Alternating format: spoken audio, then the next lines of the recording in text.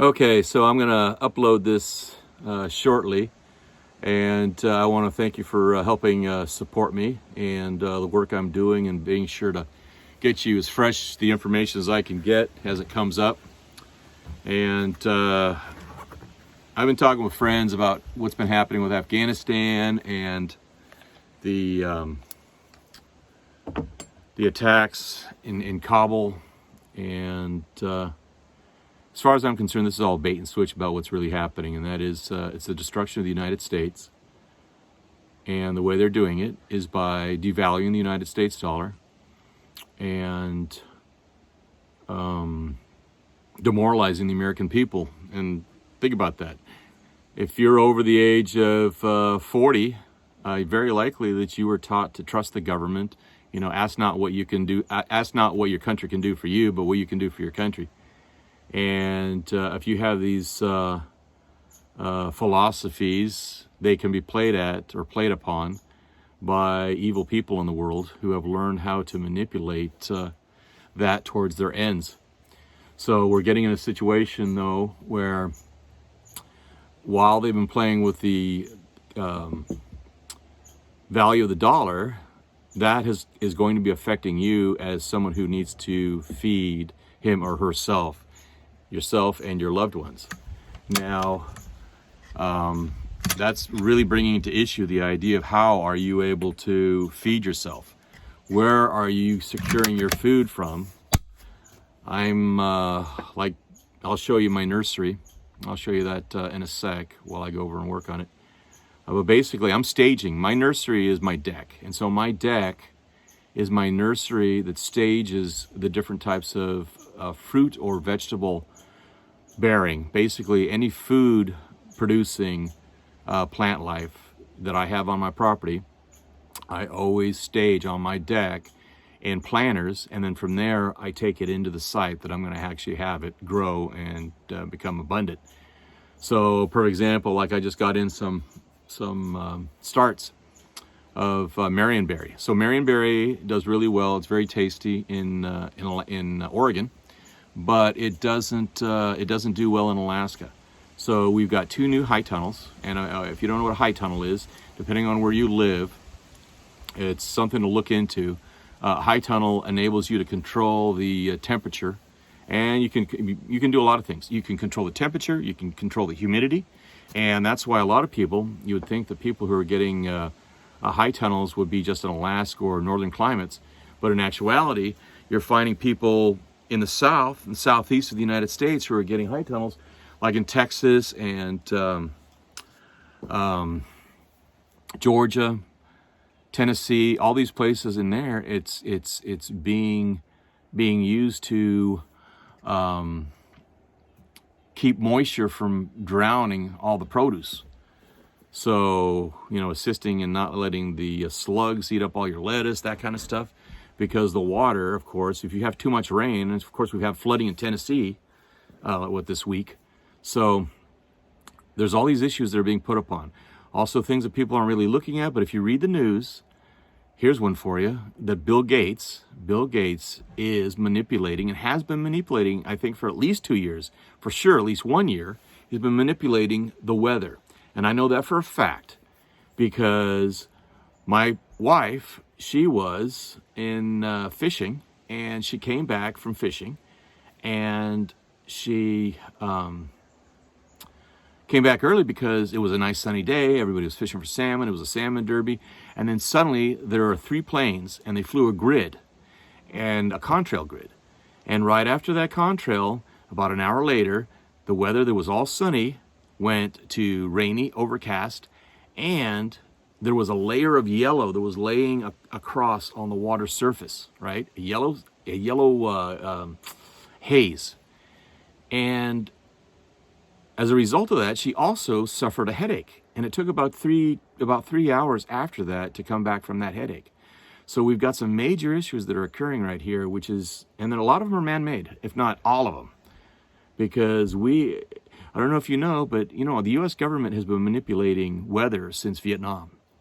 It's actually how they were able to increase the monsoons and rainy season on the Ho Chi Minh Trail in order to affect The North Vietnamese, when they were transferring weapons and armory, ammo from North Vietnam down through Laos and Cambodia and then back into Vietnam. Okay, so we know that's a fact, that people are manipulating the weather, and now they're manipulating the weather. It's under the idea that Bill Gates says, well, it's dimming the sun, and this is under the thing of, like, global warming. But if you really look what's happening as a result of that, I'll give you an example. Like this year, because we didn't have the high tunnels in, our growing season was horrible. And the reason was because it was much colder and it was much wetter this year, but mainly much more overcast. And because of that overcast, a lot of things that should have been growing prolifically were not growing. Our fruits, our vegetables, unless they were in a high tunnel, they did not do well at all. And it's specifically localized, because if you go into other areas of Alaska where I don't think they were actually running this program of, quote, dimming the sun. So check that out again. Go Google dimming the sun, Bill Gates, and you'll see at least one article. There's one article by Forbes. Forbes magazine did it. There's a few other ones. So here we are. We're in a situation where my concern is that you are squared away with your food. Previously, I wrote the white paper on water. This one is going to be about food. So please pay attention to what your situation is in terms of getting fresh food. I know a lot of people like to stock up on cans and all this survival kit, buy a bucket of dried goods. My friend E.J. Snyder from Dual Survival, Naked and Afraid, he's got his brand and he's selling, more power to him. But the thing about it is that is only stores in order to get to your next fresh food. So please check into your seeds. Make sure your seeds are still viable. If they're not, plant them right now and see if you can actually get something out of them that you could actually let it go to seed in time to be able to collect those seeds, and then you'll have fresh seeds. Remember, George Washington said that after the first season, no farmer should ever have to buy seeds. And if you've ever been to Mount Vernon, I'm looking around because we have four brown bears here. Yeah. That are going around in the neighborhood, and so that's why I always have my rifle ready in case I have to, quote, defend myself. But the key is to have seeds and to annually grow and collect seeds. So you should at least plan on having about a quarter of your crop being planted strictly for seed, because remember, when you are harvesting for food, you're always harvesting most often long before the seed production phase of the plant. And so you should always plan for that. So my plan is always to do about 1/3, one quarter to 1/5 of crop. I always let go to seed, because then from there, depending on what species it is, you get enough seeds that you'll be able to replant in the next year.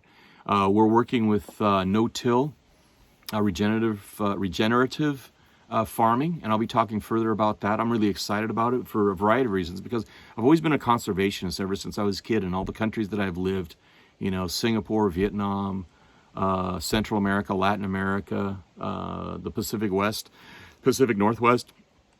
And so I've always believed in solid forestry practices. So I'll take you through.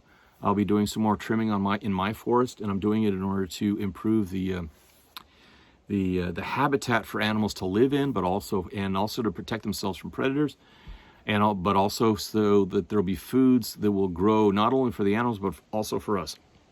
I.e., we had planted king boletes here, and they actually took, which is really interesting. You can buy porcinis, king bolete spore, plant it, and it will actually take if the conditions are correct. And we do have good conditions. I'm working on trying to get the chanterelles to pick up here, but again, it's been an issue. We had some really bad winters. So again, be sure and check out what's your situation beyond stores in terms of canned foods. And also, I highly recommend, if you aren't canning yourself, get away from purchasing canned foods and canning foods yourself. It's very easy to do. There's two ways to do it. One is to use mason jars, glass jars for your canning, or the other one is to do metal, just like you normally are able to buy in stores now. the main reason for the canned goods is then if you go hunting, you go fishing, you go on trips, it's a lot easier, of course, to transport the canned goods as compared to the canned goods that are contained in glass jars, right? Also get into jerky, getting ready with jerky, but really look at a number of things. So if we're talking about supply, I had mentioned on my Instagram channel talking about the issues of food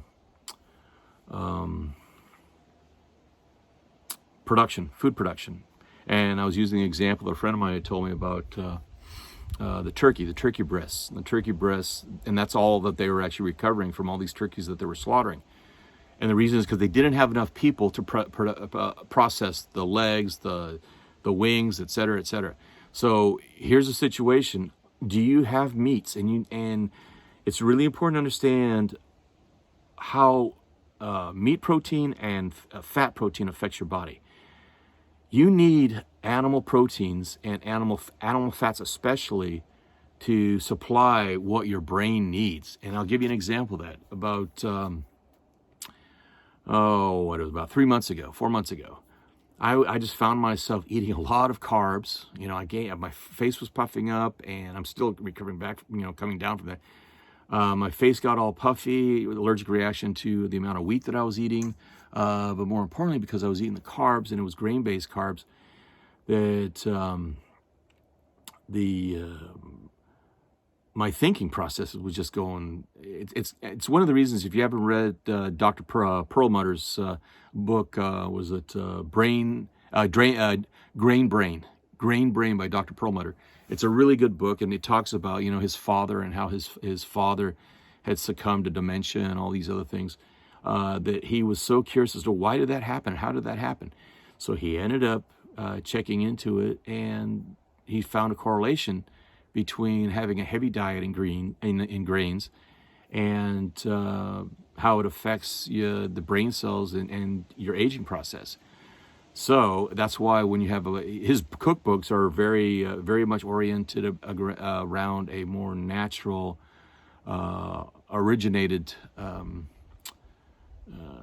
diet that originated from our primal ancestors, which is meats, greens, and tubers, and meats and fish, and even poultry, but mainly the meats and fish, and especially with a heavy emphasis on salmon, just because the omega-3s and all the benefits of the omega-3.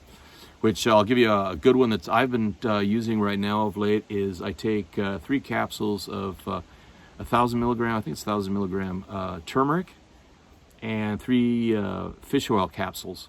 And I take those every night, and it's been amazing because every morning before, when I would wake up, I had some major pain, joint pain, arthritic joint pain, and it's pretty much gone.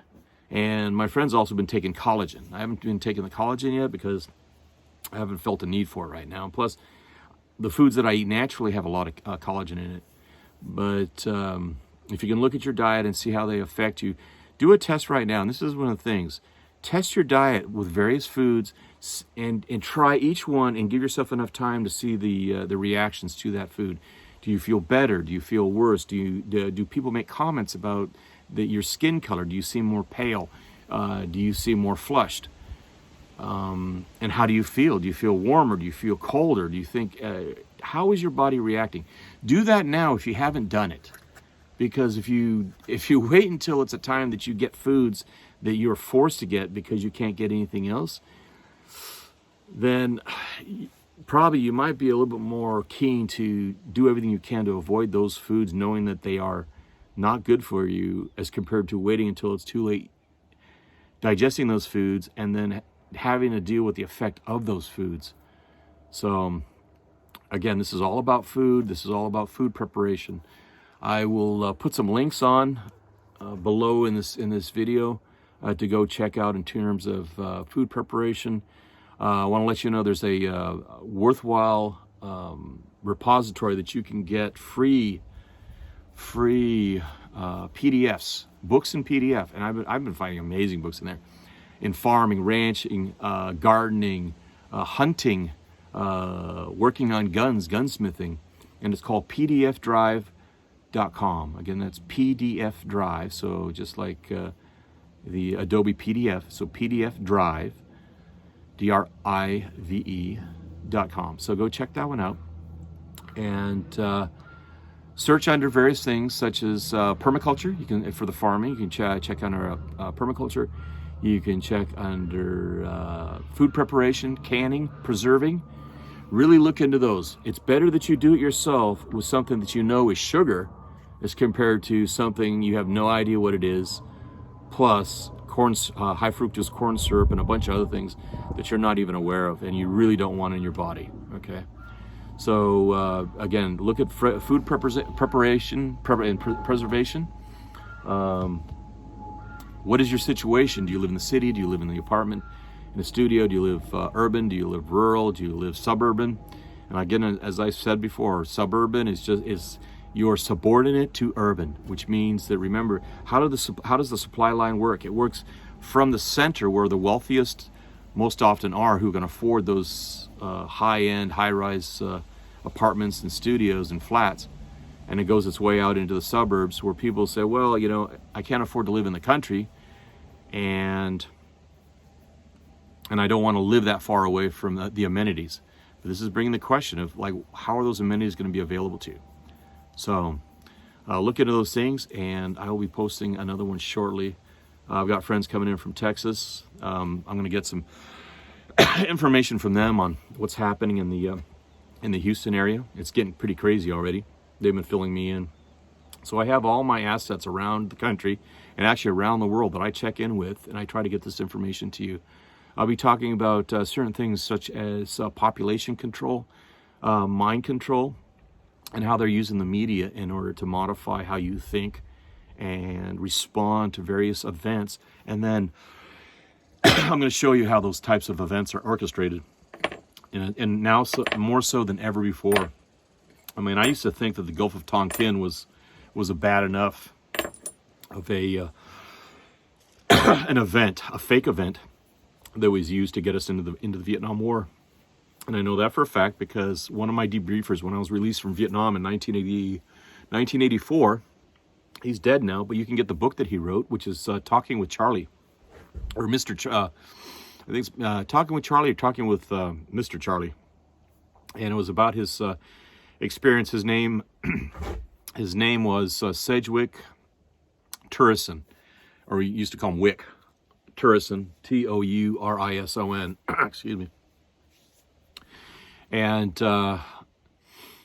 he was one of the interrogated one of the POWs. I mean, one of the Vietnamese POWs that was taken from one of the boats that was said to have attacked one of our ships, and that led to what was called the Gulf of Tonkin, or the Tonkin incident that enabled Johnson to bring us into a war that was the last costly war. Now we've got this war going on.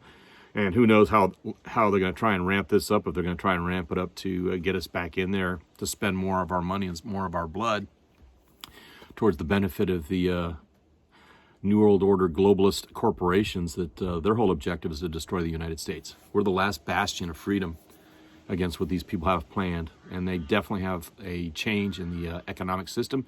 And I'll go talk about that further, about what's the difference between an economy and an economic system, and they're not the same. And the one you have to be worried about, you can't really worry about anything because, you know, worry doesn't do you much, but be sensitive and aware of the things that are happening, which is that an economic system that we have now is based on the US dollar. So what these people are trying to do is take us off the dollar and put us onto an electronic economic system. And by taking us off the economic system that we have now, people actually will likely go for it. And this is what's so sick and twisted for those who aren't aware of what it really means, which is it'll be more convenient because you won't have to carry money with you. You can have it on a card, but they're going to even go further, which is you don't even have to worry about somebody stealing your credit card or your card, your personal finance card. They'll actually put an implant in you, right? And they can do it. They have the technology to do it right now. So all you have to do is just show this implant, and they scan it, and it'll tell how much money you have in the bank, and then you can just say, okay, here, and you can walk out with it like you would just pay with a credit card, but all they did was scan the implant in your body. Well, here's the other thing about that people don't think about, because this has already been proven in China. In China, your card, you go in, and if you're a politically undesirable, and they don't want you to have any money or to do anything, they do and have done this, they will restrict your access to your own bank account, and basically they could starve you to death unless people were to give you food, right? So think about that, the power that could be enabled through that type of economic system. So anyway, I hope you find this helpful. I hope I've got you in a situation to really be thinking about things that are coming down the pike, and really it's all about being able to provide food and water. We'll be talking about shelter. Hopefully you've already got shelter set up. We're going to talk about bug out plans that I hear people rattling off are just insane. I mean, they talk about like they're going to go off into the woods and they'll just, cut the trees down like Daniel Boone and make their own cabin off grid. And I go, that ain't going to happen. It's going to be a 2-week, if you're lucky, it's going to be a 2-week little camping trip. And then you're going to be starving and running back home if you can to try and get back to your house. And hopefully nobody's taken your house and actually dug up your lawn and planted a garden and is now feeding themselves in the place that you left. So things to think about. Thank you for spending the time with me. And if you find this helpful for family and friends, please share it with them. I mean, this isn't like a top secret thing, but you get immediate access because of the membership. And if your family or friends shared this video with you, this video link, please be sure to thank them. And if you don't want to rely on the idea of them sending it to you, just get the membership, and then you'll be able to get it directly. And there's other stuff that I'll be mailing directly to people through their emails. Okay, very good. Thank you much. Talk to you soon. Good luck.